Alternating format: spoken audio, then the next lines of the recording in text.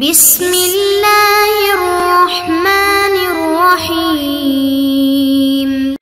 بسم اللہ الرحمن الرحیم۔ السلام علیکم ورحمۃ اللہ۔ عزیز طلبہ، آپ کیسے ہیں؟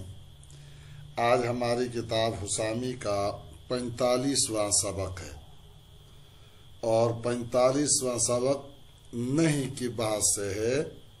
کہ جس طرح امر کی دو قسمیں تھی، معمور بھی کے حسن کے اعتبار سے،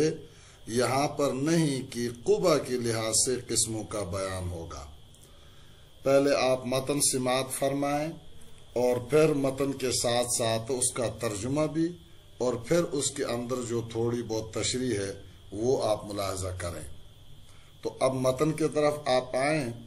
تو مصنف رحمہ اللہ فرماتے ہیں، فصل فی النہی، یہ فصل نہیں کے بیان میں ہے۔ وَهُوَ فِي صِفَّةِ الْقُبْحِ يَنْقَسِمُ، اور نہیں قبح کی صفت میں منقسم ہوتی ہے۔ انقسام الامر فی صفت الحسن، امر کے حسن کی صفت میں منقسم ہونے کی طرح۔ ما قبح لعینہ وضعا کالکفر والعبس، ایک وہ ہے جو کبھی لعین ہی ہو بے اعتبار وضع کے، جیسے کفر اور عبس۔ وما التحق به بواسطہ عدم الاہلیت والمحلیت شرعا، اور دوسری وہ جو ملحق ہے قسم اول کے ساتھ شرعاً اہلیت اور محلیت کے نہ ہونے کے واسطے سے، کصلاۃ المحدث وبیع الحر والمضامین والملاقی ہے، جیسے محدث کی نماز اور آزاد کی بے، مضامین کی بے اور ملاقیح کی بے۔ وحکم النہی فیہما بیان انہ غیر مشروع اصلا، اور ان دونوں قسموں میں نہیں کا حکم اس بات کو بیان کرنا ہے کہ منہی عنہ بالکل غیر مشروع ہے۔ وما قبح لمعنى فی غیرہ وہو نوعان، اور دوسری قسم وہ ہے جو کبھی ہو ایسے معنی کی وجہ سے جو اس کی غیر میں ہے، اور اس کی بھی دو قسمیں ہیں۔ نمبر 1، ما جاوزہ المعنی جمعا کالبیع وقت النداء والصلاة فی الارض المغصوبۃ والوطی فی حالت الحیض، ایک کہ وہ معنی اس کے ساتھ مجاور ہو جمع ہو کر، جیسے جمعے کی اذان کے وقت بے کرنا، مغصوبہ زمین میں نماز پڑھنا، اور حالت حیض میں وطی کرنا۔ وحکمہ انہ یکون صحیحا مشروعا بعد النہی، اور اس کا حکم یہ ہے کہ یہ نہیں کے بعد صحیح اور مشروع ہے۔ وَلِہَذَا قُلْنَا، اور اسی وجہ سے ہم نے کہا، ان وطیہا فی حالت الحیض یحللہا للزوج الاول ویثبت بہ احسان الواتی، کہ عورت سے وطی کرنا حالت حیض میں اس کو شوہر اول کے لیے حلال کر دے گا، اور اس وطی سے واتی کا محسن ہونا ثابت ہو جائے گا۔ وما اتصل به المعنی وصفا کالبیع الفاسد وصوم یوم النہر، اور دوسری قسم یہ ہے کہ اس کے ساتھ وہ معنی وصف کے اعتبار سے متصل ہو، جیسے بیع فاسد اور یوم النہر کا روزہ۔ اب آپ اس عبارت کا خلاصہ یوں سمجھنا کہ اس سے پہلے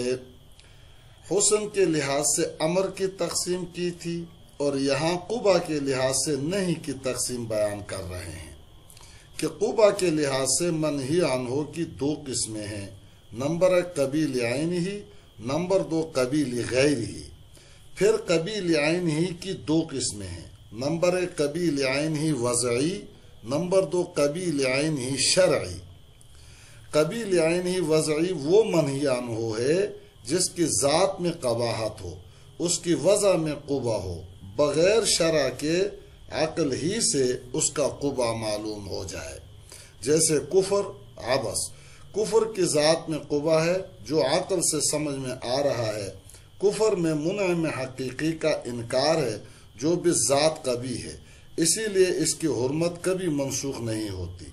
اسی طرح عبس فعل جس میں نہ دنیا کا فائدہ ہو نہ آخرت کا، یہ قبیل عین ہی ہے، عقل سے قبا سمجھ میں آ رہا ہے۔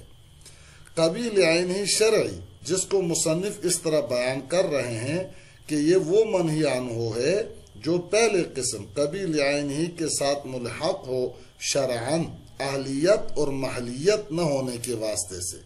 یعنی یہ منہی عنہ اپنے ذات سے کبھی نہیں بلکہ اس میں قباحت ایک واسطے سے آئی ہے، اور وہ واسطہ ہے شرعاً اہل نہ ہونا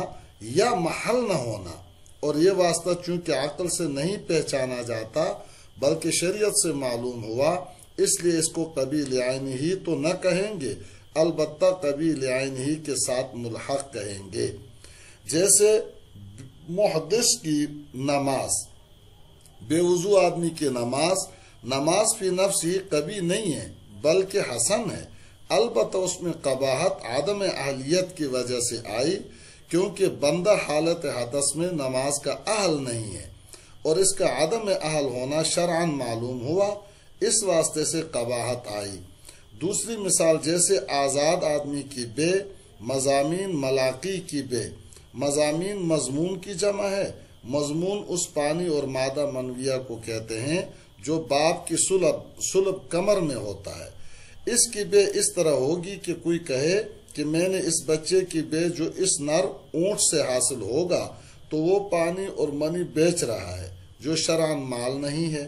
ملاقیح ملقوحۃ کی جمع ہے، اور ملقوح مادہ کی پیٹ میں جو جنین ہوتا ہے اس کو کہتے ہیں۔ اس کی بے اس طرح کرے کہ اس مادہ اونٹنی سے جو بچہ حاصل ہوگا وہ میں نے بیچا، تو یہاں بھی پانی اور منی کی بے کر رہا ہے جو حلال نہیں ہے اور جو مال بھی نہیں ہے۔ الغرض تینوں جگہ بے میں جو قباحت آئی وہ بذات نہیں ہے بلکہ اپنے ذات میں حسن ہے، البتہ اس میں قباحت مبیع کے محل بے نہ ہونے کی وجہ سے آئی، کیونکہ آزاد مضامین ملاقیح مال متقوم نہیں ہے، لہذا بے باطل ہوگی، تو بے میں عدم محلیت کی وجہ سے قباحت آئی، لہذا یہ دوسری قسم ہے، یعنی قبیل عین ہی شرعی جو ملحق ہے قسم اول کے ساتھ۔ منہی عنہ کی ان دونوں قسموں کا حکم یہ ہے کہ فعل منہی عنہ کسی طرح سے بھی مشروع نہیں، نہ ذاتاً نہ وصفاً، ہر حال میں یہ بے غیر مشروع ہے۔ دوسری قسم وما قبح لمعنى فی غیرہا، یعنی قبیل غیر ہی کی تقسیم کر رہے ہیں۔ قبیل غیر ہی اس کو کہتے ہیں کہ منہی عنہ میں قباحت اس کی ذات میں نہ ہو، غیر کی وجہ سے آئی ہو۔ پھر قبیل غیر ہی کی بھی دو قسمیں ہیں، نمبر 1 قبیل غیر ہی مجاورن،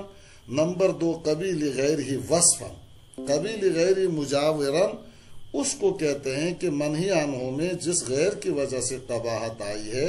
وہ غیر منہی عنہ کے لیے وصف لازم نہ ہو بلکہ اس کے ساتھ مجاور اور متعلق ہو،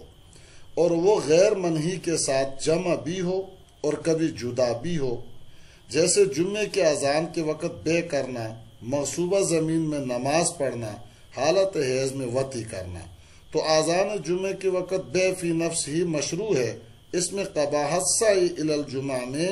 خلل کی وجہ سے آئی، اور خلل جس کی وجہ سے قباحت آئی یہ بے کا لازمی وصف نہیں ہے بلکہ اس کا مجاور ہے، کبھی بے کے ساتھ جمع بھی ہوتا ہے اور الگ بھی ہو سکتا ہے، جیسے بائع مشتری نے چلتے ہوئے بے کی تو سب سعی بھی ہوئی اور بے بھی ہوئی۔ اسی طرح مغصوبہ زمین میں نماز پڑھنا فی ذات ہی مشروع ہے، اس میں قباحت آئی غیر کی ملک کو مشغول کرنے سے،